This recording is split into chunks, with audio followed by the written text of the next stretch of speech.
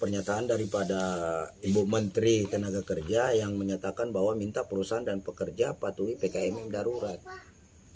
Kami selaku pekerja buruh yang terutama yang ada di pabrik, insya Allah selalu mematuhi protokol kesehatan. Namun satu hal yang penting yang perlu Bu Menteri ketahui, bahwa Anda jangan cuma sekedar bisa ngomong bagaimana minta perusahaan dan pekerja mematuhi PKM darurat ini, tapi Anda tidak memberikan solusi. Padahal dalam instruksi Menteri Dalam Negeri itu bantuan-bantuan langsung tunai itu untuk segera didistribusikan.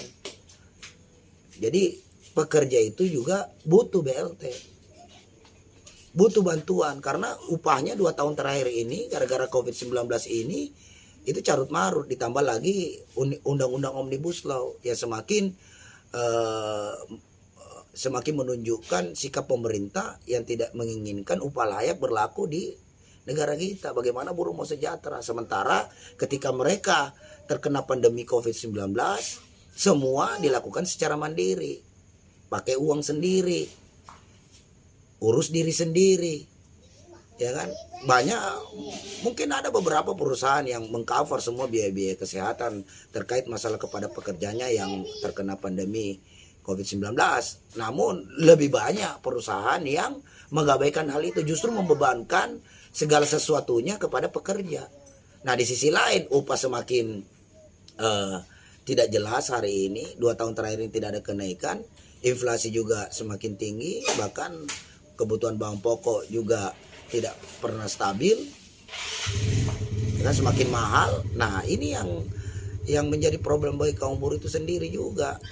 Jadi semakin uangnya dipakai untuk membiayai isolasi mandiri yang mereka lakukan, ini justru sangat merugikan bagi kami. Jadi upah yang sudah tidak jelas kenaikannya 2 tahun ini harus berkurang lagi dengan mengeluarkan biaya tambahan dalam hal melakukan isolasi mandiri. Nah seharusnya Menteri Tenaga Kerja berupaya sekeras mungkin memberikan lagi bantuan langsung tunai kepada kaum buruh, subsidi upah. Nah itu baru ada solusi. Ini kalau sekedar menghimbau, Anda sekedar menghimbau, kemudian seharusnya tugas daripada Kementerian Kerja ini bagaimana caranya menciptakan kondisi hubungan industrial yang harmonis. Gimana mau harmonis? Buruh terpaksa meminta biaya penggantian kesehatan kepada perusahaan karena sudah memang tidak punya uang untuk membayar biaya kesehatan. Ujuk-ujuk Anda bilang tolong, ya kita siap patuhi, tapi apa solusinya ketika kami kena misalnya COVID-19? Siapa bisa jamin ketika perusahaan-perusahaan yang karyawan di atas 10.000 ke atas semua ada di dalam pabrik, apakah mereka tetap menjaga jarak? Kita siap mematuhi itu, tapi walaupun kita patuhi namanya juga virus, siapapun berpotensi untuk terjangkiti. Nah kalau sudah kena, apa solusi dari pemerintah? Kalau pemerintah, Kementerian Tenaga Kerja mampu memberikan solusi, misalnya membebaskan semua biaya di rumah sakit kepada kaum buruh, kemudian memberikan subsidi upah untuk perbaikan isolasi mandiri selama 14 hari, itu kan baru solusi namanya. Kalau sekedar menghimbau semua juga orang bisa, Bu. Jadi tolong Menaker ini lebih tegas lah dalam ini, nggak usah bicara sekedar himbauan. Hari ini buruh tidak perlu himbauan, buruh memerlukan bukti nyata, karena upah selalu menjadi persoalan setiap tahun bagi kita kaum buruh, karena memang kenaikan upah dalam 2 tahun terakhir ini tidak pernah berdasarkan standar upah layak. Gak ada upah layak, udah sekedar dinaikkan saja, tidak berstandarkan itu lagi. Jadi ketika upah sudah tidak layak, Anda membebankan pula biaya pengobatan COVID-19 dan biaya selama isolasi mandiri selama 14 hari, ya tambah tekor buruh. Anaknya mau makan apa? Terus mau biaya sekolah seperti apa? Ditambah lagi hari ini sekolah serba online. Bagaimana caranya buruh bisa belikan kuota bagi anak-anaknya? Coba Anda mikir juga, jangan sekedar ngomong minta perusahaan dan pekerja patuhi PPKM darurat. Karena sifatnya darurat, ya Anda harus berani mengambil sebuah keputusan, berikan subsidi kepada upah kepada kaum buruh. Jadi jangan sekedar melemparkan persoalan kepada perusahaan dan sikap pekerja.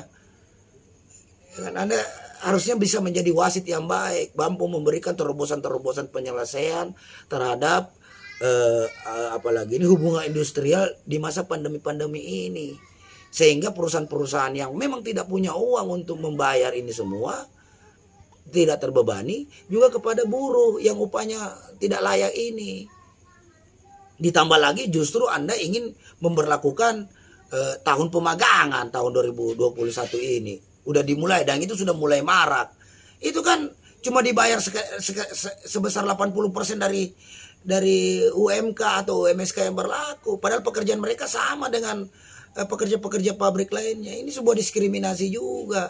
Ini saya pikir hari ini kebijakan ketenagakerjaan Bu Menteri ini makin kesini makin ngawur aja sama undang-undang Omnibus Law ini. Sama sekali tidak berpihak kepada pekerja hari ini. Padahal kalau buruh sejahtera, negara pasti kuat. Perekonomian kiat pasti kuat. Karena yang memiliki daya beli yang besar itu pada kaum buruh yang ada di bawah. Ya kan, di sisi lain Anda membiarkan BPJS diduga melakukan apalagi ini korupsi sebesar 43 triliun, sementara untuk memberikan subsidi aja Anda mikir-mikir. Gimana? Coba Bu Menteri ambil sikap tegas saja. Mudah-mudahan selama masa PPKM darurat ini ya selama 17 hari ini Anda harus berani mengganti upah buruh yang tidak dibayarkan oleh pengusaha karena tidak bisa masuk kerja karena situasi PKMM darurat ini. Itu harus Anda berikan itu kepada seluruh buruh. Semua buruh sekarang memiliki hak yang sama. Tidak usah lagi dikotak-kotakan dia staff atau operator atau leader. Jangan lagi, semua buruh sekarang butuh bantuan langsung tunai. Minimal 52 juta orang yang terdata di BPJS itu ya harus segera disalurkan. Karena itu juga apalagi ini bukan cuma masyarakat desa yang diberikan bantuan langsung tunai itu, BLT tunai itu dari aparat desa, tapi kami pun selaku buruh yang ada di tengah-tengah masyarakat juga butuh hal itu. Jadi sekali lagi saya himbau kepada Bu Menteri untuk dapat bekerja sama dalam rangka menciptakan hubungan industrial yang harmonis. Dan sadarilah bahwa ke depan rakyat Indonesia yang hari ini tertindas, kita bangun kekuatan politik sekuat-kuatnya agar ke depan kita bisa mampu bangkit dari ketertindasan ini. Demikian penyampaian dari saya. Assalamualaikum warahmatullahi wabarakatuh. Hidup buruh. Allahu Akbar.